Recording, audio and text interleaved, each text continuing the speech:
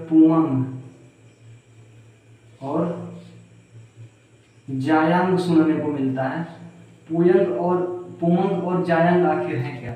देखो, जिसे भाई ना ये छोटा लगे ना, छोटा लिख रहा हूँ, वो ना गांधी जी का चश्मा लगा के देखो।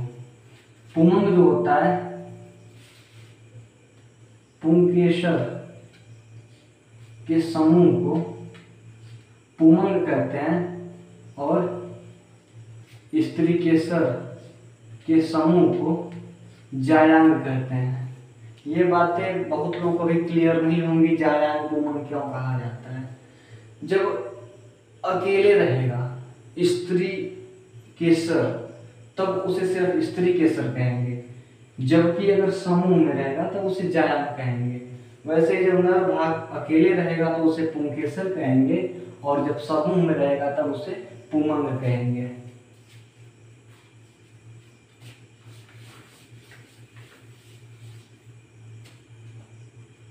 अब हम देखते हैं परागकोश किसे कहते हैं।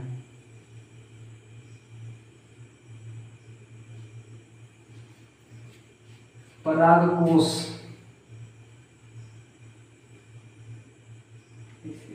कुछ भी लिखो, भूल जाता हूं।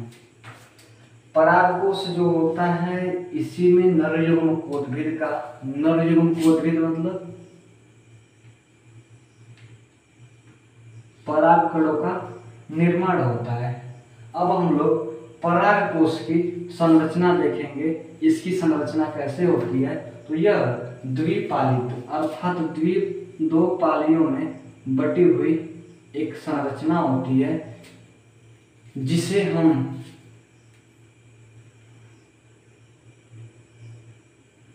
अनुप्रस्थ काटेंगे तब यह कुछ ऐसी संरचना बनेगी। और जब हम इस संरचना को बाहर इधर ला करके देखेंगे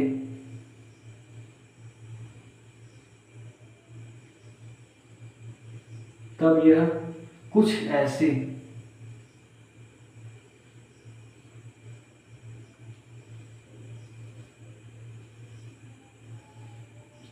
चार कोष्ठों वाली संरचना बनेगी।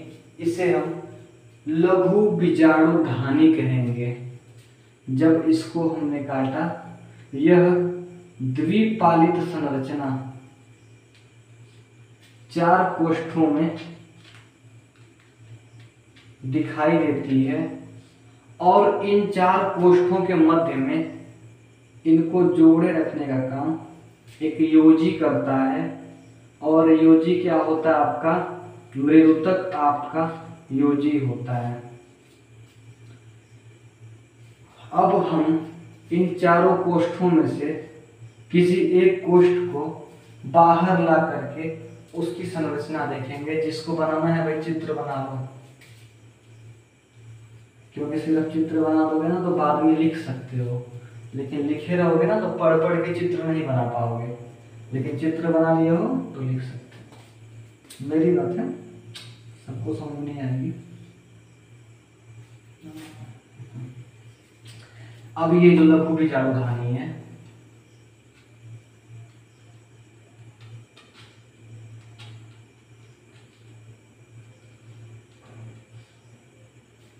छोटा लग रहा है, गांधी जी का चश्मा लो। ये जो लघु बीजाणुधानी है उसमें कुछ कोशिकाओं का, कुछ विशेष कोशिकाओं का निर्माण होगा, जिसे हम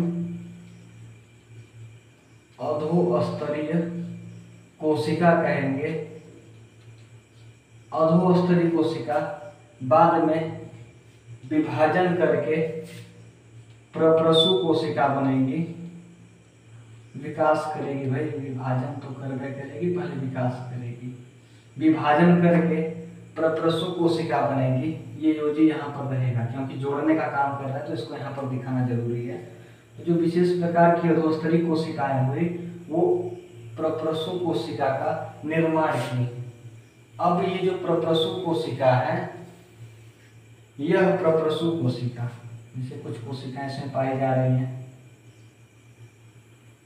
प्रप्रसु कोशिका अपने आप में विकास करेगी और आगे चल करके समसूत्री विभाजन करेगी। जैसे मान लीजिए ये प्रप्रसू कोशिका बनी, ये बनी, अब ये विभाजन करेगी तो दो जगह पे जाएगी। एक इसकी भित्ति जो लघु बीजाणुधानी की भित्ति है इसकी तरफ रहेगी और दूसरी वाली इधर जाएगी, ये जो योजी है योजी की तरफ रहेगी। अब जो भित्ति की तरफ जो विभाजन हो करके कोशिका बनी है इसे हम प्राथमिक भित्तीय कोशिका कहेंगे।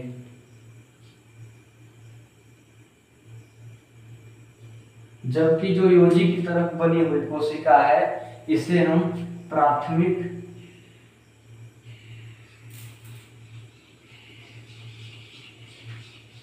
बीजाणुजनक कोशिका कहेंगे। जो भित्ति की तरफ बनी उसे हम प्राथमिक भित्तीय कोशिका कहेंगे। अब जो है कि हम प्राथमिक भित्तीय कोशिका के विकास को देखेंगे। प्राथमिक भित्तीय कोशिका आगे विकास करके क्या बनती है या क्या बनाती है।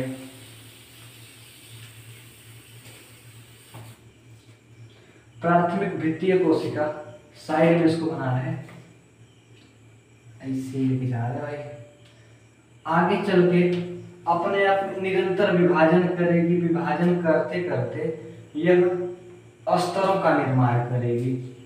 तो अभी मैं बना रहा हूं, आप स्तर गिन करके बताइएगा कि इसने कितने स्तरों का निर्माण किया।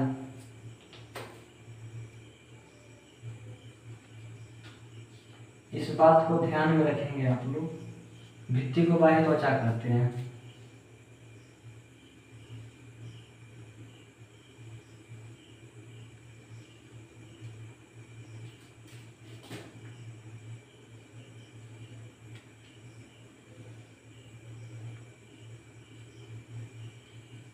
आप स्तर गिन के बताएंगे कितने स्तर का निर्माण हुआ।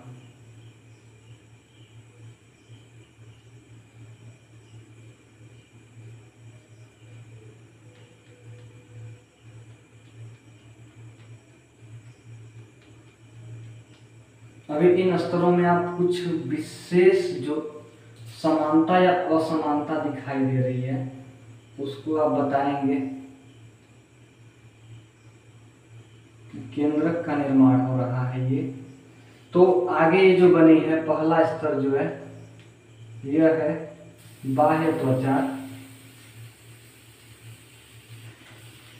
अंतस्थीशियम, मध्य त्वचा, मध्य परत रहेगी, मध्य परत और टैपिटम। ये जो प्राथमिक भित्तीय कोशिका जो थी अब इसने विकास करके 3 स्तरों का निर्माण कर दिया। आप बोलेंगे सर यहाँ पर 1, 2, 3, 4 स्तर दिखाई दे रहे हैं। आपने कहा कि प्राथमिक भित्तीय कोशिका सिर्फ 3 स्तरों का निर्माण करती है। तो भाई साहब ये जो आपका ना बाह्य त्वचा वाला स्तर है ना ये पहले से लघु बीजाणुधानी का है जो कि चारों तरफ एक समान होता है। अब इसके बाद अंतस्थीशियम, मध्य परत और टैपिटम। अब आपको इन परतों में कुछ न कुछ समानताएं दिखाई दे रही होंगी। बाह्य परत, अंतस्थीशियम और मध्य परत तीनों की संरचना कुछ एक जैसी ऐसे है जिसके मध्य में से सिर्फ का सिर्फ एक ही केंद्रक पाया जा रहा है। जबकि आपका जो टैपिटम है ये वाला हिस्सा इसमें आपके केंद्रक की संख्या अधिक है। इसे हम बहुकेंद्रकीय कहते हैं और सबसे अधिक इम्पोर्टेंट होती है टैपिटम परत। इसके बारे में डिटेल में एक दिन कोई वीडियो बना के बता देंगे। आगे आप लोग देखेंगे बाह्य त्वचा। यह जो होती है कि पराग कणों को, आगे हम लोग पराग कण की संरचना पढ़ेंगे, पराग कणों को सुरक्षा प्रदान करने का कार्य करती है। अंतस्थीशियम जो होती है ये भी उसे सुरक्षा प्रदान करने का काम करती है और ये पोषण देने का काम करती है, कुछ कुछ पोषण देती है। ये स्फुटन, जब स्फुटन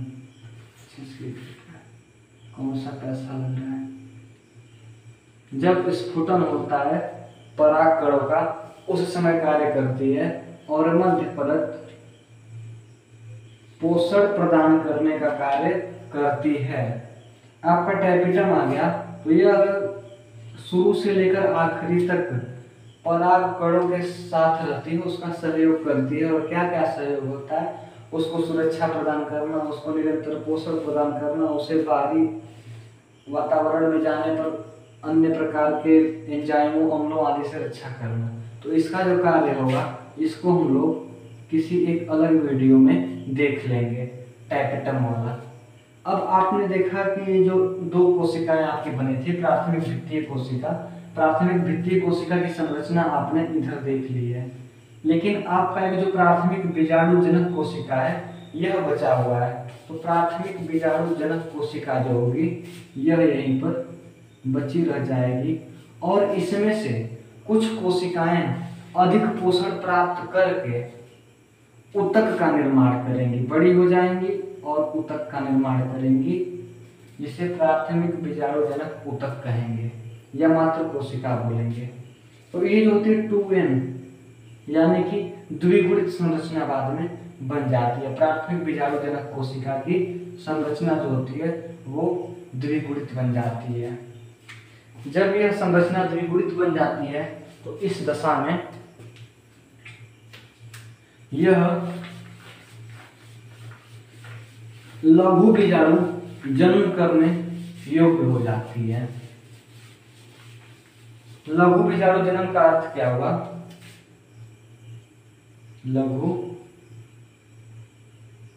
बीजाणु जन्म,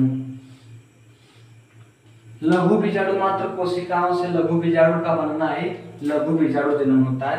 तो अभी आप लोगों ने ध्यान दिया होगा कि स्टोमेटा, प्लाज्मोडेस्मेटा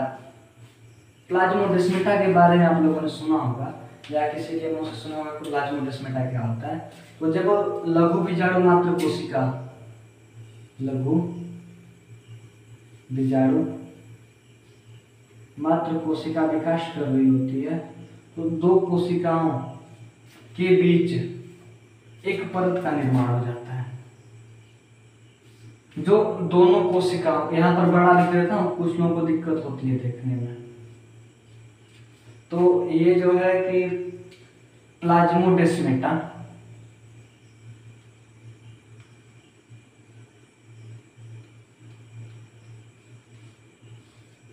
नाम की एक संरचना होती है जो दो कोशिकाओं के बीच बन जाती है और उनके गुणसूत्रों का आदान प्रदान करने लगती है। जब आपको पता है कि किसी भी जीव या पादप जंतु के गुणसूत्रों में कोई भी दिक्कत आएगी, उसमें आनुवंशिक विकार उत्पन्न हो जाएंगे। यही चीज होती है प्लाज्मोडेस्मेटा के कारण। जो लघु बीजाणु मात्र कोशिका जब विकास कर रही होती है, अगर प्लाज्मोडेस्मेटा उसके बीच संरचना बन जाती है तो लघु बीजाणु जन्म जब होता है तो लघु बीजाणुओं में कुछ दिक्कतें आने लगती है। तो जो मात्र कोशिका जो होती है, मदर सेल, वो अपने ऊपर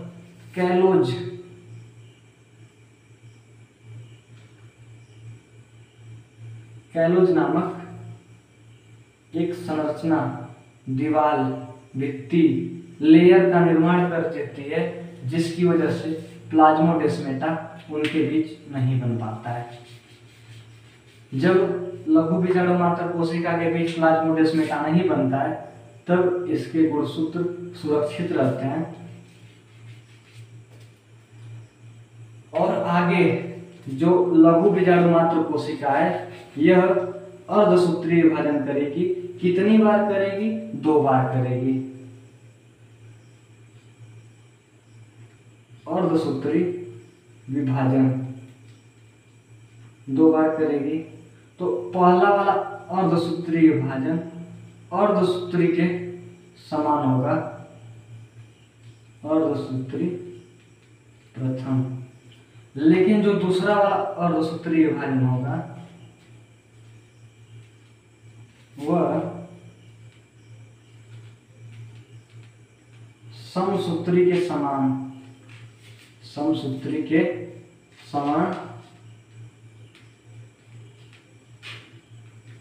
अर्धसूत्री विभाजन होगा। तो आपने देखा कि एक लघु बीजाणु मात्र कोशिका से यहाँ पर 1 2 3 4 लघु बीजाणु बन चुके हैं। अब जो ये कैलोज की संरचना लघु बीजाणु मात्र कोशिका में बनी हुई है, यह इन चारों लघु बीजाणुओं के ऊपर वैसे ही बनी रह जाएगी। और इस संरचना को उतारने वाले वीडियो रुक के उतार लें।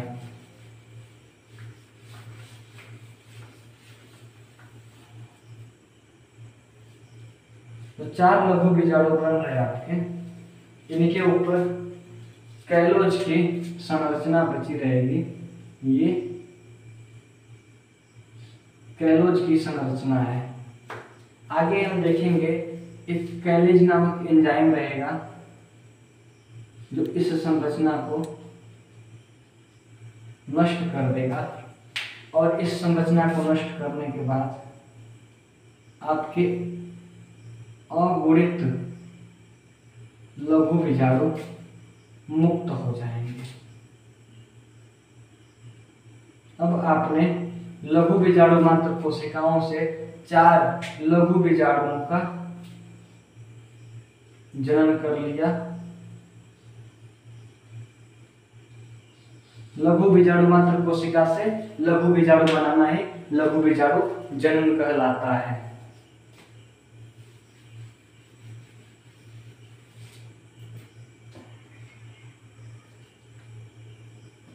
अब देखते हैं लघु बीजाणु की संरचना। लघु बीजाणु की संरचना, इसको भी मिटा देते हैं क्योंकि थोड़ा सा जगह ले लेगा ना ये। छोड़िए इसको, क्या छोड़ा जाए, मार दिया जाए या छोड़ दिया जाए। तो लघु बीजाणु जो आपका एक अगुणित संरचना है, अगुणित केंद्रक इसको लिखेंगे सेंटर में है, ये आपका लघु बीजाणु है। अब ये जो केंद्रक होगा ये थोड़ा सा सरक कर नीचे चला आएगा और ऊपर एक रिक्तिका का निर्माण कर देगा। ये लघु बीजाणु है। अब इधर जो है ये आपका अगुणित केंद्रक बचा हुआ है। आगे चल करके ये केंद्रक असमान समसूत्री विभाजन करेगा।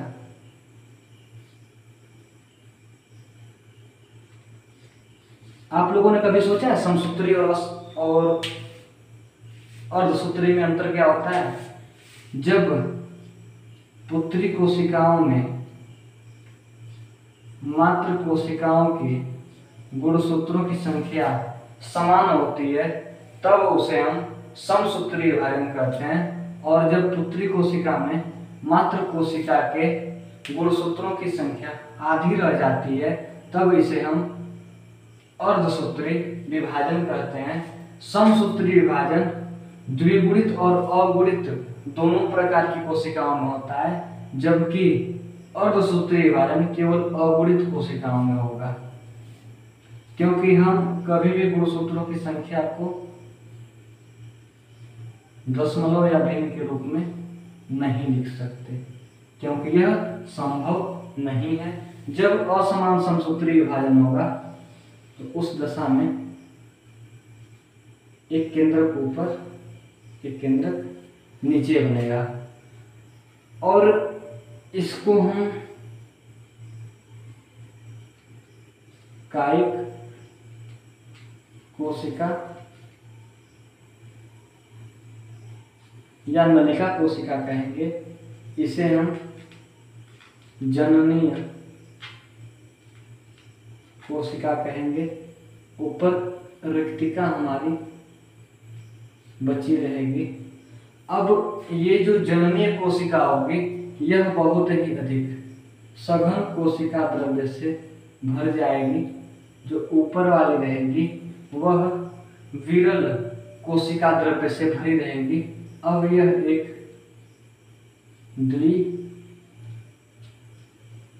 द्विकोशिकीय संरचना हो चुकी है, जिसमें कायिक कोशिका एक कोशिका, जननी कोशिका दूसरी कोशिका, और इसी को हम परागकण कहेंगे।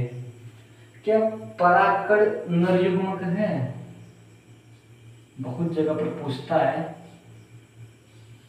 पौधों में नरयुग्मक किसे कहते हैं। कुछ लोग कहते हैं सर परागकण को नरयुग्मक कहते हैं। परागकण नरयुग्मक नहीं होता है। नरयुग्मक आपका जनन कोशिका होती है जो परागकण के अंदर होती है, और परागकण को नर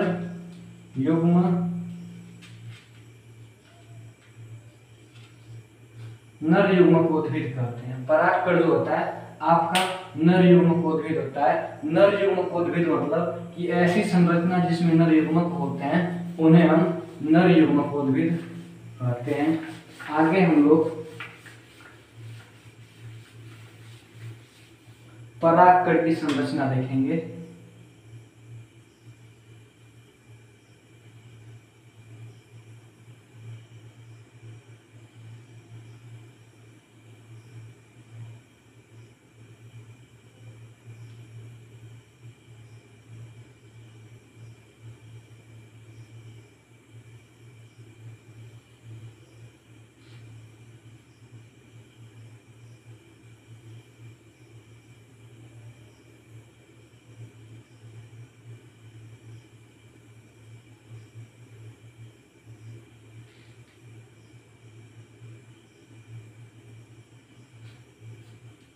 आप लोगों ने देखा कि यहाँ पर, यहाँ और यहाँ पर हमने कुछ जगह छोड़ रखी है, और यहाँ पर अंदर का जो भाग है वह उठा हुआ है। जो अंदर का उठा हुआ भाग है इसे हम जनन छिद्र कहते हैं। अभी सबके बारे में दिखा रहे हैं। जनन छिद्र, ये भी आपका क्या है? जनन छिद्र, ये भी जनन छिद्र। और ये जो आपका है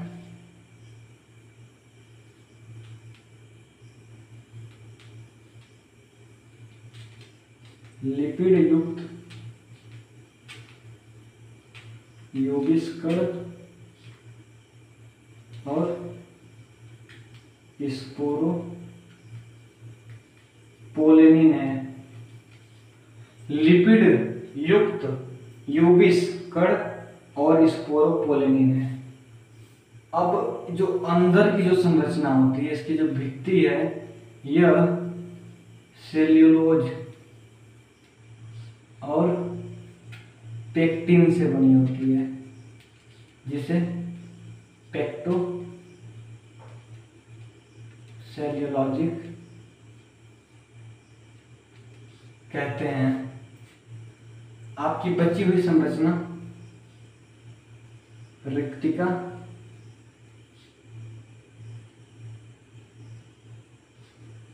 नलिका कोशिका, नलिका कायिक कोशिका लिख लीजिए, फिर जनन कोशिका है।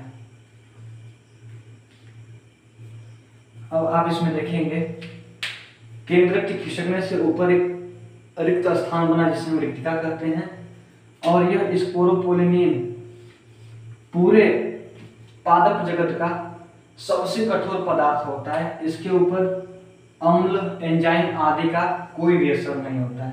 लिपिड युक्त योगिस्कण का अर्थ होता है यह चिपचिपे कण होते हैं, ये बाहर इसलिए होते हैं क्योंकि जब परागकण की संरचना उड़ करके या किसी अन्य माध्यम से वर्तिकाग्र पर पहुंचेगी तब इसे वहां पर चिपकने की आवश्यकता होगी।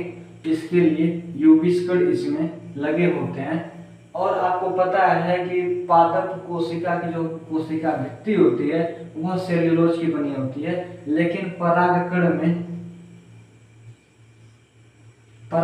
में पेक्टिन और सेल्यूलोज की बनी होती है, जिसे पेक्टोसेल्यूलोजिक कहते हैं। और ये जनन छिद्र है, जनन छिद्र से ही आपकी पराग नलिका निकलती है जो कि आगे चल करके अंडाशय में बीजांड में जाती है। जनन कोशिका ही आपका पराग नलिका बनती है। नलिका कोशिका इसके बारे में कोई डिटेल की आवश्यकता नहीं है। तो ये आपके जो है कि परागकण की संरचना हो गई। हर एक पौधे के स्पोरोपोलेनिन की संरचना अलग अलग होती है, कोई मत्स्य के रूप में होते हैं, कोई गोल होते हैं, कोई तिकोने होते हैं। इसीलिए हर एक परागकण की अलग अलग संरचना होती है। इसकी संरचना आप लोग एनसीईआरटी की किताब में उठा करके देख लेंगे। यहाँ पर तो अच्छे से नहीं बना है क्योंकि कलाकार नहीं है हम में भी कुछ हुनर है शायद। डुबा ना सकोगे तुम हमें, डुबा ना सकोगे तुम हमें, हम तैरने की हुनर जानते हैं। फिलहाल उतने बड़े कलाकार तो नहीं है, लेकिन हर कलाकार की कदर जानते हैं। लास्ट तक रुके रहोगे, डेली 2 शायरी मिलेगी। आज आपका वक्त है, आप उड़ लीजिए। आज आपका वक्त है, आप उड़ लीजिए। कल हम अपना वक्त लाएंगे, उड़ा लेंगे। जय हिंद, जय भारत। बने रहिए बायोलॉजी विद स्माइल के साथ। जय हिंद।